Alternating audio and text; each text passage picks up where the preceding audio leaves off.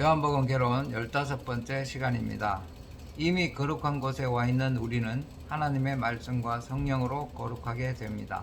그것을 이루어지게 해달라고 기도하면 자동으로 주의 영광이 내 영광이요, 주의 특권이 내 특권이요, 주의 자산이 내 자산이 되는 것입니다. 그렇게 되도록 하는 것이 십자가의 도입니다. 자기가 억지로 참는다, 견딘다, 이건 자기 훈련일 뿐이고 사람들이 가르쳐준 방법으로 하나님을 경외하는 것 뿐입니다. 성경적인 방법이 아닙니다. 빛 가운데로 나오면 아무도 판단받을 일이 없습니다. 요한복음 8장 15절 16절의 말씀에 너희는 육체를 따라 판단하나 나는 아무도 판단치 아니하노라.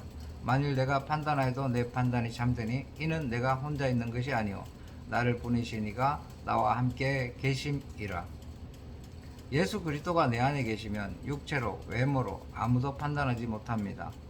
판단하시는 이는 내 안에 계시는 이이기 때문입니다. 그래서 사도 바울이 나는 아무에게도 판단받지 않는다고 말씀했습니다. 로마서 3장 4절에도 이런 말씀이 있습니다. 하나님의 말씀 앞에 의롭다함을 받고 판단받으실 때 이기려 하심이라. 여러분이 하나님의 말씀 앞에 의롭다, 옳다 인정함을 받아야 합니다.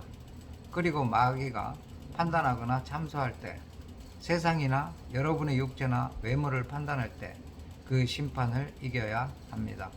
하나님 앞에 말씀으로 의로움을 받고 있으면 사람이 어떤 심판을 해도 그 심판을 이깁니다. 빛 가운데 있으면 아무도 나를 심판하지 못합니다. 어둠에 있으면 다른 사람이 심판하고 정죄하면 그대로 그것이 내게로 스며들어 오는데, 빛 가운데 있는 사람은 아무리 나를 정죄하고 찍고 빠도 웃기고 있네, 쓸데없는 소리 하고 있네, 이렇게 해버리고 맙니다. 왜 그런가 하면 내 안에 있는 주님의 빛이 나를 보정해 주기 때문입니다. 그러나 어둠에 있는 사람은 그렇지 않습니다. 한마디만 하면 넘어지고 마는데 그 사람 자체가 어두움에 속해 있기 때문입니다. 사도 바울이 담대한 이유는 너희들이 뭐라고 해도 나는 빛 가운데 있다는 배짱이고, 너희가 나를 사도라 안 불러줘도 나는 빛 가운데 있고, 나를 연보 떼먹는 도둑놈이라 해도 나는 빛 가운데 있고, 나를 이단이라 해도 나는 빛 가운데 있기 때문에 아무려면 어때? 이렇게 나옵니다. 운동장에서 다름질하는 자가 다 달아날지라도 상 얻는 자는 하나인데 그 상 얻는 예수 그리스도와 함께 달리기 때문입니다. 고린전서 9장 24절에 그 내용이 있습니다. 모든 그리스도인들에게 이런 담대함이 있어야 합니다. 사람들이 외모나 육체를 보고 판단하기 때문에 우리가 헛된 영광을 구하고 쓸데없는 사람을 만나서 자신의 울타리를 삼으려고 하는 것입니다.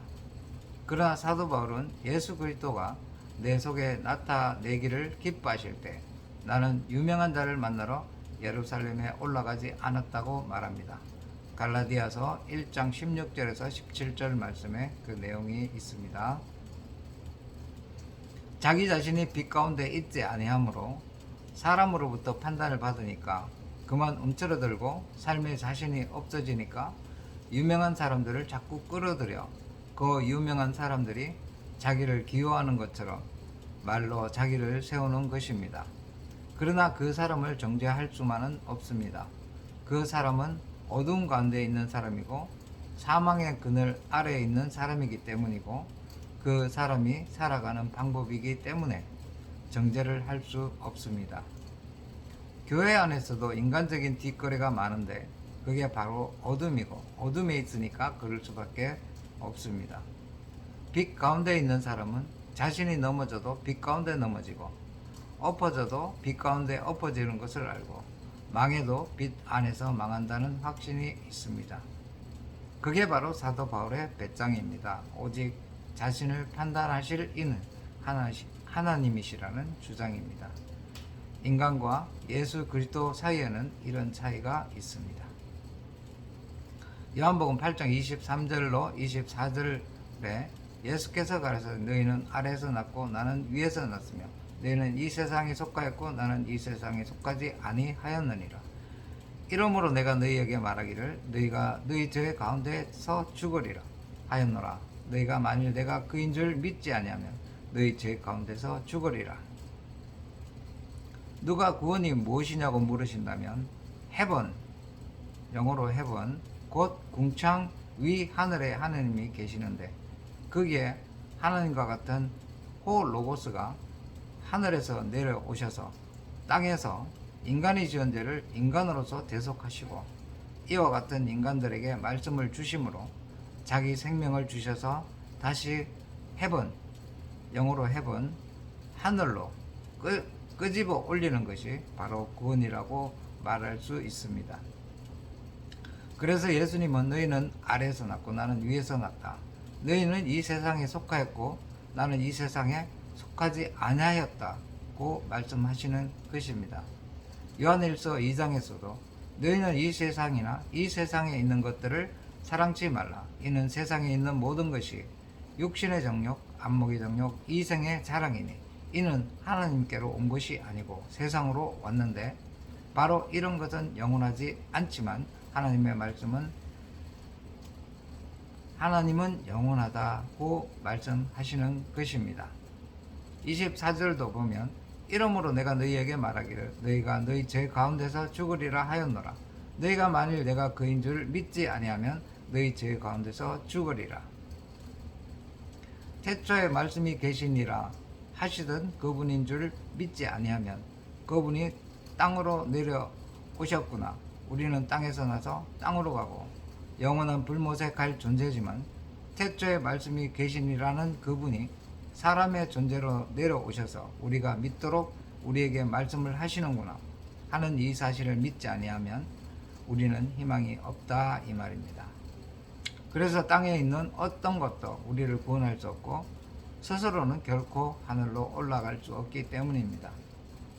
로마서 3장 23절에 모든 사람이 죄를 범하였음에 하나님의 영광에 이르지 못하더니 모든 인간이 아담 안에서 죄로 말미암아 하나님의 영광에 다다르지 못합니다.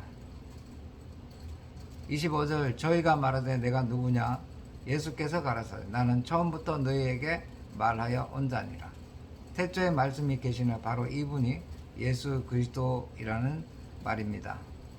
처음부터란 태초부터 말씀하시던 분이라는 말이고 반드시 그를 믿어야 된다는 말입니다. 예수 그리스도는 처음부터 존재하면서 모든 만물에게 말씀하시고 우리에게도 말씀하시던 그분이시며 바로 우리 주 예수 그리스도이십니다. 그분이 여러분 안에 진리의 성령으로 말미암아 계시고 그분을 믿음으로 붙들면 그분이 가는 곳에 나도 가게 되어 있습니다. 말씀을 통해 이 사실을 붙드는 것, 그게 바로 믿음입니다. 28절을 보면 이에 예수께서 가라사대 너희는 인자를 든 후에 내가 그인 줄을 알고 또 내가 스스로 아무것도 하지 아니하고 오직 아버지께서 가르친 대로 이런 것을 말하는 줄도 알리라. 이 일이 언제 일어나는가 하면 인자가 들린 후에 이와 같은 구원의 역사가 예수 그리스도의 십자가 사건 이후에 일어납니다. 그래서 요한복음은 인자이신 그리스도가 십자가에 들리신 이후에 열리는 말씀인 것입니다. 그래서 그 때란 말씀이 매우 중요한 것입니다. 오직 십자가 앞에서 볼 수 있는 말씀이 아니고 십자가를 건너온 사람들만 볼 수 있는 말씀이기 때문입니다. 다음 시간에 이어서 하겠습니다.